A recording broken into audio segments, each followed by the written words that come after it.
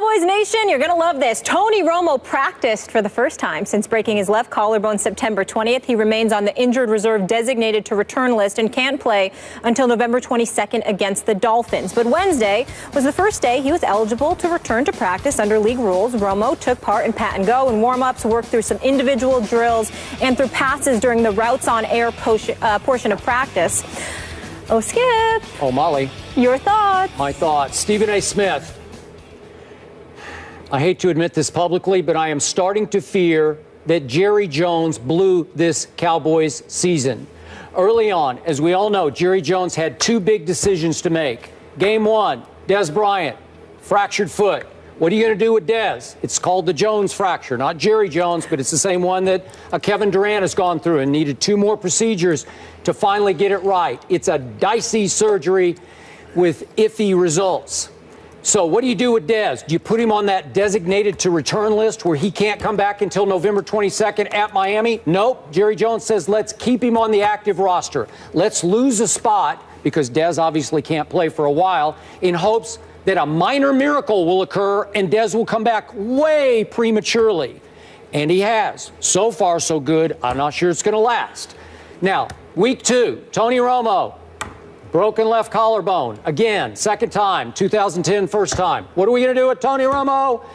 Oh, he doesn't really need surgery, so they're just going to let it heal. It's not that bad. It's actually best case scenario. It's not too bad. It's just a slight crack. So what are we going to do, Jerry? Let's put him on the designated to return list, which means he is ineligible to play all the way until November 22nd at the Dolphins. What?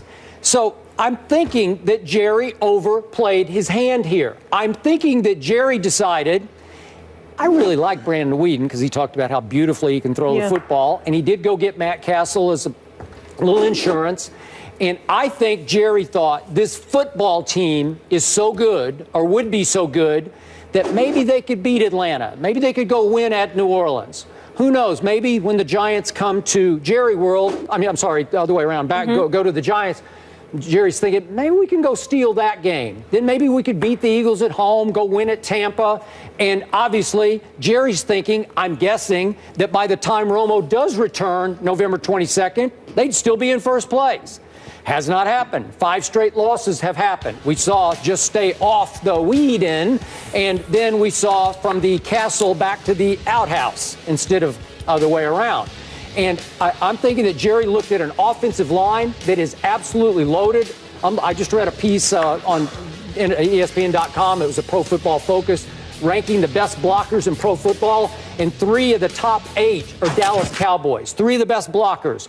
Center, Travis Frederick. Then you go to the left guard, Lyle Collins, the rookie, and Ty Smith. They're saying that 3 at their positions, they're the 3 best. So I think Jerry's looking at that saying, we don't really need Tony Romo. We're going to be okay. Let's make sure, let's save us from ourselves. We don't want to rush Tony back, but they do want to rush Dez back? I don't get it. I'm looking at Tony throwing. Obviously, I'm desperate because I've lost 5 straight games. And I'm looking at Romo as please save us, Tony. And he can't. He can go out and throw. He was eligible to practice, but he can't play a lick for 3 more games until the 3rd game from now. And by then, as we all know, could they lose to the Eagles? Well, you guys think that they will.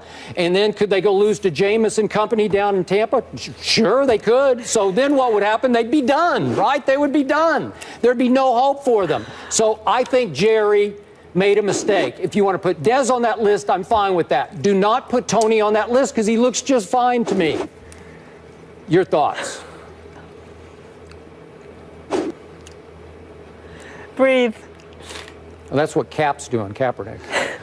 Need a chance to breathe, right? Yeah. Skip Bayless?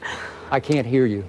Are you saying, Skip Bayless, that you believe that Jerry Jones was being excessive in his protection, in his protecting Tony Romo? I just said that. Yes, I did. Are you saying that surprises you? It disappoints me. It infuriates me. Oh, it disappoints you. Mm-hmm. So let's see. So when he ran DeMarco Murray into the ground by giving him 392 carries, along with 449 overall touches last year, that to protect Tony Romo, No. You didn't think about it then. You didn't think about it then. When he sat up there and spent all that money on the offensive line and drafting the Zach Martin, Travis Fredericks, Doug Lee of the world, people like that, you understand? You didn't catch on to it then. But suddenly, you know what I'm saying? When he threw DeMarco Murray after he used him up and then threw him out like he was a piece of trash, okay? And now that he protected Tony Romo by putting him on the list and not making him eligible to play until November 22nd, suddenly you're surprised by this?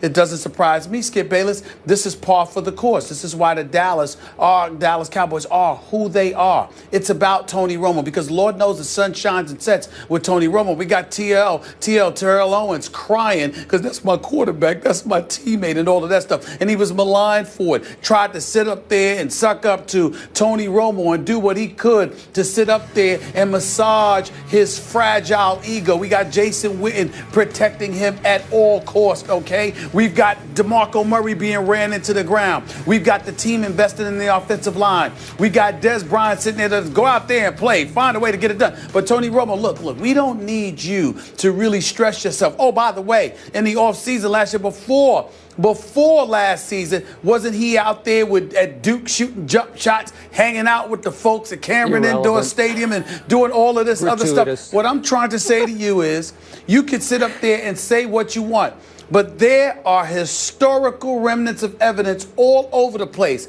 how it's about Tony Romo and then everybody else when it comes to the Dallas Cowboys, because he is massaged, he's soft soaked, okay? He's coddled, he's all of this other stuff. I'm surprised that Jerry Jones hasn't arranged for him to have daily manicures and pedicures for crying out loud. This is Tony Romo that we're talking about. This is nothing new. This is no surprise. He's Tony Romo. The sun shines and sets with him. That's the other son that Jerry Jones never had, okay? This is who he is. He's not a player for Jerry Jones. He's family. He's somebody that Jerry Jones loves so much. I promise you, on off days, Tony Romo's probably chilling at Jerry Jones' house, just chilling out, having a ball, because this is what happens. There's Tony Romo, and then there's the Dallas Cowboys. Tony Romo just happens to be a very nice guy, so we don't hear about it that much.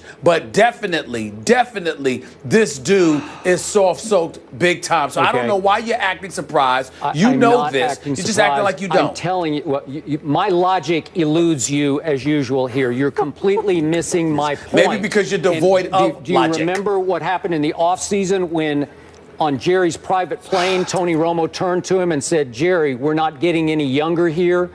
Tony Romo is getting up there in age. The window is closing on him and maybe this football team as far as he is concerned. I agree. So this was a big deal this year to max out your opportunities. I've told you again and again, if this team so much as ekes into the last playoff spot in the NFC, look out above, look out NFC, because if this team is healthy at that point, it will be the best team in the NFC and it will roll on the road through the playoffs because we know it is a much better road team than a home team. So my point is, Jerry missed the boat here. If he had just kept Tony on the active roster, he's not babying him. He's not trying to candy coat the situation. Really? No, he's not. He's just saying he thought that it would take Tony that long to get right. And Tony looks pretty right. Like I'm sure Tony, if it were his choice, would play this week against the Eagles. I bet he would say, I could do this. Did he think it would take that long for Tony Romo to get right?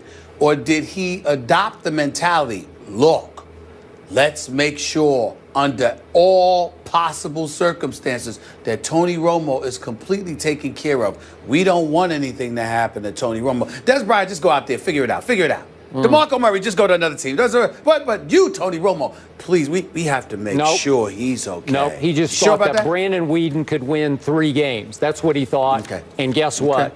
Ain't happening. And it might hurt him. He was the only one. He was the only one. Philly favored by 2.5 in that one. Up next, we move on to another team who is killing it. After the break, Cardinals star receiver Larry Fitzgerald